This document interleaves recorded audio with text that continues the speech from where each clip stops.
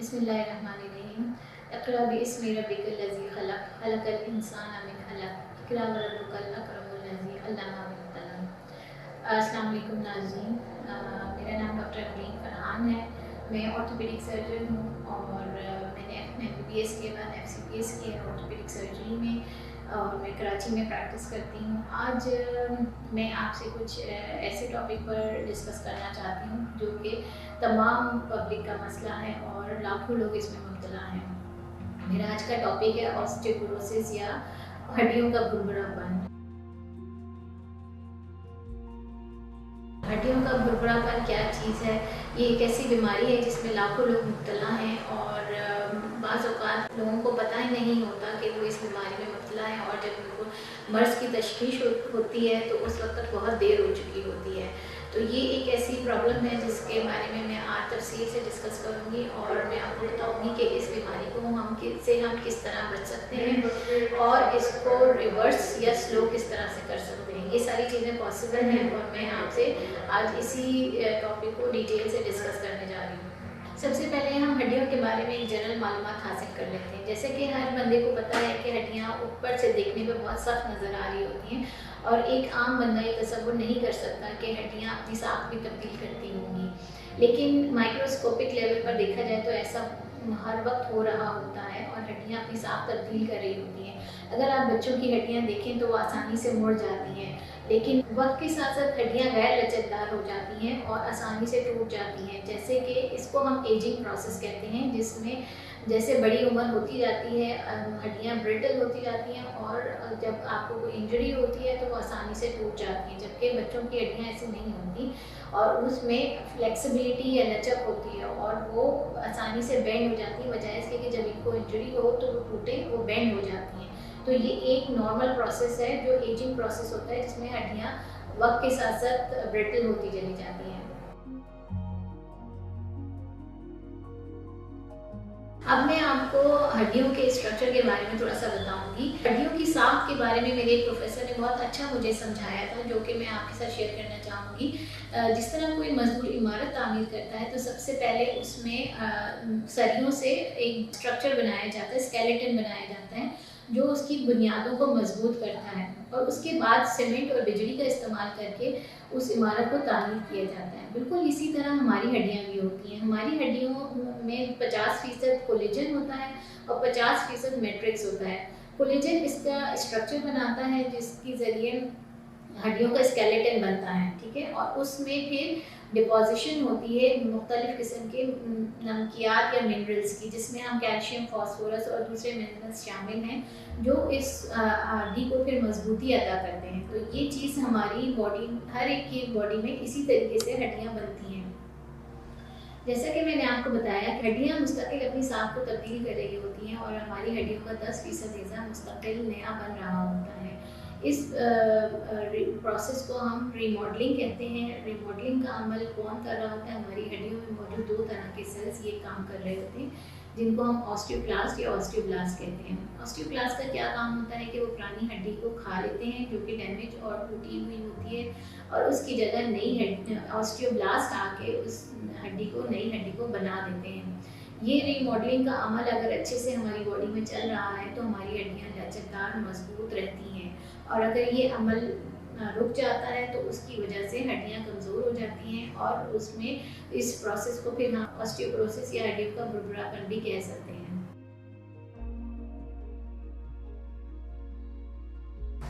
अब मैं आपको बताऊंगी ऐसे रिस्क फैक्टर्स जिनकी वजह से एक आम आदमी ज़्यादा जल्दी ऑस्टियोपोरोसिस में मुब्तला हो सकता है। अगर आप खातून हैं तो आपको रिस्क फैक्टर ज़्यादा है, अगर आपकी उम्र ज़्यादा है तो रिस्क फैक्टर बढ़ जाते हैं, अगर आप एशियन हैं या कॉकेशियन हैं तो उसमें भी रिस्क फैक्टर ज़्यादा होता है, अगर आपका बॉडी फ्रेम छोटा है तो उसमें भी रिस्क फैक्टर ज़्यादा है, आपकी फैमिली हिस्ट्री है तो उसका रिस्क फैक्टर ज़्यादा है। ये कुछ ऐसी चीज़ें हैं जो इन चीज़ों को हम तब्दील नहीं कर सकते, ये बाय नेचर आपके साथ हैं। ऐसे लोग जिनमें ये सारे रिस्क फैक्टर्स मौजूद होते हैं वो हड्डियों के भुरभुरेपन या ऑस्टियोपोरोसिस में ज़्यादा जल्दी मुब्तला हो सकते हैं। अभी जो मैंने आपसे रिस्क फैक्टर्स डिस्कस किए वो सारे ऐसे रिस्क फैक्टर्स हैं जो नेचर की तरफ से हमें मिले हैं और हम उन्हें तब्दील नहीं कर सकते। अब मैं कुछ ऐसे रिस्क फैक्टर्स डिस्कस करना चाहूँगी जिसको हम तब्दील जो हम मॉडिफाई कर सकते हैं या तब्दील कर सकते हैं। जैसे कि एक्सेसिव यूज़ ऑफ अल्कोहल का इस्तेमाल रिस्क फैक्टर बढ़ा देता है ऑस्टियोपोरोसिस का। इसी तरीके से ज़्यादा स्मोकिंग ऑस्टियोपोरोसिस को बढ़ाती है। तो ये चीज़ें हम कंट्रोल कर सकते हैं। दूसरी चीज़ जो मैं आपको बताना चाहूँगी कि प्रोसेस खानों का इस्तेमाल या ऐसी ग़िज़ाएँ जो हम इस्तेमाल कर रहे होते हैं जिसमें शुगर का इस्तेमाल ज़्यादा होता है या वो प्रोसेस की हुई ग़िज़ाएँ होती हैं, वो सारी ग़िज़ाएँ ऑस्टियोपोरोसिस करवा सकती हैं। इसी तरीके से सॉफ्ट ड्रिंक का इस्तेमाल जिसमें फास्फोरस होता है वो हमारी हड्डियों को कमज़ोर कर देता है। तो ये चीज़ें ऐसी हैं जिनको हम तब्दील कर सकते हैं। और एक और चीज़ है जिसमें एक्टिविटी लेवल है। अगर आपका एक्टिविटी लेवल इनफ नहीं, अगर आप बैठे रहते या लेटे रहते हैं और आपकी कोई एक्टिविटी नहीं है, तो आपकी हड्डियों में रीमॉडलिंग का जो अमल है वो रुक जाएगा और आपकी हड्डियाँ आहिस्ता आहिस्ता कमज़ोर होना शुरू हो जाएंगी।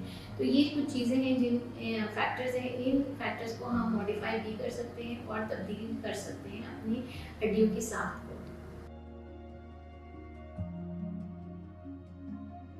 अब मैं आपको बताना चाहूँगी कि बोन डेंसिटी को या हम किस तरह नाप सकते हैं या हम ऑस्टियोपोरोसिस को किस तरह से डायग्नोज कर सकते हैं।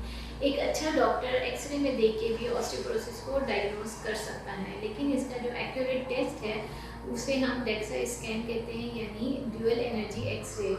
इसमें स्कोरिंग सिस्टम होता है जो हर नेशन की अपनी एक बोन डेंसिटी के लेवल को बता रहा होता है। अगर आपका जी स्कोर जो है -1 या उससे कम है तो वो ऑस्टियोपीनिया है, और अगर आपका जी स्कोर -2 या -2.5 है तो आपको ऑस्टियोपोरोसिस हो सकता है।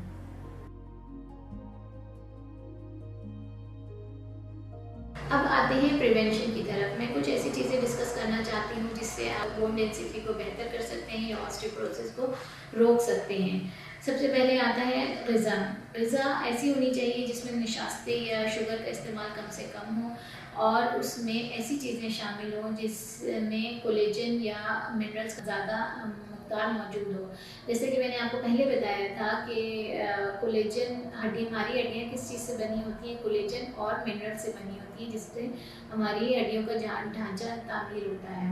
तो इसी तरीके से वो चीज़ें इस्तेमाल करें जिनमें ये चीज़ें मौजूद हों। कोलेजन हम कहाँ से हासिल कर सकते हैं? कोलेजन हम गोश्त से हासिल कर सकते हैं, हम हड्डियों के यखनी से हासिल कर सकते हैं। और मिनरल्स हम कहाँ से हासिल कर सकते हैं? हम कैल्शियम वगैरह अपनी डेयरी प्रोडक्ट्स के ज़रिए बेहतर कर सकते हैं, यानी कि डेयरी प्रोडक्ट्स का इस्तेमाल इन चीज़ों को बढ़ाता है। हम अपनी डेली रूटीन में दूध, दही और कैल्शियम वाली तमाम चीज़ों को ज़्यादा रखना चाहिए ताकि हमारी हड्डियाँ मजबूत हों। इसके बाद आता है एक्टिविटी लेवल। अगर आप अपनी एक्टिविटी लेवल को इम्प्रूव करें, जैसे कि भागने, दौड़ने, चहलकदमी करने से हमारी हड्डियों को ये सिग्नल मिलता है कि आप नई हड्डी तामीर करें। तो अपनी एक्टिविटी लेवल को बेहतर रखें, अपनी रूटीन में वर्जिश को शामिल रखें, चहलकदमी किया करें। आप अपनी ग़िज़ा में सप्लीमेंट्स का इस्तेमाल भी कर सकते हैं, जैसे कैल्शियम, फास्फोरस, विटामिन के सप्लीमेंटेशंस आप ले सकते हैं रेगुलर बेसिस पर, जिससे आपकी हड्डियाँ मजबूत हो सकती हैं। ये सारे कुछ ऐसी चीज़ें हैं जिन पर को फोकस करके अपनी आप बोन डेंसिटी को बेहतर कर सकते हैं। अल्कोहल का इस्तेमाल आप कम से कम करें और स्मोकिंग को कट डाउन कर सकते हैं। ये दोनों चीज़ें ऐसी हैं जो हमारे कंट्रोल में हैं। आप इन चीज़ों को रिड्यूस कर सकते हैं और इसके ज़रिए अपनी हड्डियों को मजबूत बना सकते हैं। सबसे आखिर में आता है स्ट्रेस। अगर आप का स्ट्रेस लेवल बहुत ज़्यादा है और आपकी नींद पूरी नहीं होती तो आपकी हड्डियाँ भी इस तरीके से रिमॉडल नहीं कर सकती जो कि रूटीन में होना चाहिए। तो इस चीज़ को भी आप मैनेज कर सकते हैं। अपनी नींद को प्रॉपर लें, अपने जो 6 से 8 घंटे की नींद होती है वो अपनी पूरी करें, अपना स्ट्रेस लेवल को किसी भी तरीके से कम करें, इस तरह की एक्टिविटीज़ में इन्वॉल्व हों जिसमें स्ट्रेस लेवल कम होता है। तो ये सारी चीज़ें ऐसी हैं जिनको आप मॉडिफाई कर सकते हैं और इसके ज़रिए अपनी हड्डियों के बुरबुरेपन को कम कर सकते हैं या रिवर्स कर सकते हैं। अब आते हैं ऑस्टियोपोरोसिस की ट्रीटमेंट की तरफ। ट्रीटमेंट में हम कौन सी दवाइयाँ इस्तेमाल करते हैं? सबसे पहले तो कैल्शियम, विटामिन डी और विटामिन के का इस्तेमाल कर सकते हैं। इसमें सप्लीमेंट्स आते हैं, बहुत सारी ड्रग्स हैं जिसमें ये तीनों कॉम्बिनेशन मौजूद होते हैं। आप अपने डॉक्टर से मशवरा करके ये शुरू कर सकते हैं। दूसरी कुछ दवाइयाँ ऐसी हैं जिनको हम बिस्फॉस्फोनेट्स कहते हैं। ये दवाइयाँ क्या करती हैं, ये ऑस्टियोब्लास्ट सेल्स की एक्टिविटी को रोक देती हैं, जो कि तोड़ने का अमल होता है। तो ऑस्टियोब्लास्ट एक्टिविटी कंटिन्यू चल रही होती है, इससे आपकी हड्डियाँ मजबूत होती हैं। लेकिन ये दवाइयाँ आप ज़्यादा लंबे अरसे इस्तेमाल नहीं कर सकते। इनको हम डॉक्टर हज़रात यूजुअली 3 साल के लिए इस्तेमाल करवाते हैं। अगर इससे ज़्यादा आप इन दवाइयों को इस्तेमाल करेंगे तो आपकी हड्डियाँ बजाय मजबूत होने के ब्रिटल हो जाएंगी और आसानी से फ्रैक्चर हो जाएंगी। तो ये दवाइयाँ आप किसी अच्छे माहिर ऑर्थोपेडिक डॉक्टर के मशवरे से ही इस्तेमाल कर सकते हैं। ऑस्टियोपोरोसिस या हड्डियों के भुरभुरेपन की क्या अलामत होती हैं? स्टार्टिंग फेज़ में कोई अलामत ऐसी ज़ाहिर नहीं होती जिससे आप कह सकें कि मरीज़ को ऑस्टियोपोरोसिस है। लेकिन जैसे-जैसे मर्ज़ बढ़ता जाता है, आपके अंदर कुछ ऐसी चीज़ें ज़ाहिर होना शुरू हो जाती हैं, अलामतें, जिनसे आप कह सकते हैं कि इस मरीज़ को हड्डियों का भुरभुरापन है। जैसे कि मुख्तलिफ़ जगहों पर जिस्म में हड्डियों में दर्द रहना, कमर का दर्द रहना, और वक़्त के साथ-साथ अगर आपकी हाइट कम होती जा रही है तो ये भी एक अलामत होती है जिससे हम कह सकते हैं कि ऑस्टियोपोरोसिस डेवलप हो रहा है। और अगर आपकी कमर की हड्डियों में कोई फ्रैक्चर डेवलप हुआ है या किसी ऐसी हड्डी का फ्रैक्चर हुआ है या किसी चोट लगने से अगर आप गिर गए हैं या आपको बिल्कुल मामूली इंजरी से अगर आपको कोई फ्रैक्चर हो रहा है, और कुछ ऐसे ओल्ड एज के फ्रैक्चर्स होते हैं जैसे कि कलाई का फ्रैक्चर है, कमर के फ्रैक्चर्स हैं या हिप का फ्रैक्चर है, जो किसी माइनर इंजरी से हो सकता है। डेवलप ऑस्टियोपोरोसिस की कंडीशन में ये चीज़ें ज़ाहिर होती हैं। यही सारी चीज़ें हैं जो मैंने आपसे आज डिस्कस की। मैं चाहूँगी कि आप अपनी लाइफ को अच्छा गुजारें, अपनी हड्डियों को मजबूत बनाएं। इन चीज़ों के लिए जो मैंने आपको आज चीज़ें बताई हैं, उसमें आप अपनी ग़िज़ा का बहुत ज़्यादा ख्याल रखें। डेयरी प्रोडक्ट्स का इस्तेमाल ज़्यादा से ज़्यादा करें, शुगर और इस तरह के प्रोसेस फूड का इस्तेमाल कम से कम करें। अच्छी हेल्दी लाइफस्टाइल गुजारने के लिए आपको दिन का कुछ हिस्सा वर्जिश के लिए मखसूस करना चाहिए, जिसमें आप अपनी एक्टिविटी लेवल को इंक्रीज़ कर सकें और अपनी हड्डियों को मजबूत बना सकें। और मैं चाहती हूँ कि आप सेहतमंद रहें और अपने बहुत ज़्यादा ख्याल रखें और मुझे भी अपनी दुआओं में याद रखें। Thank you.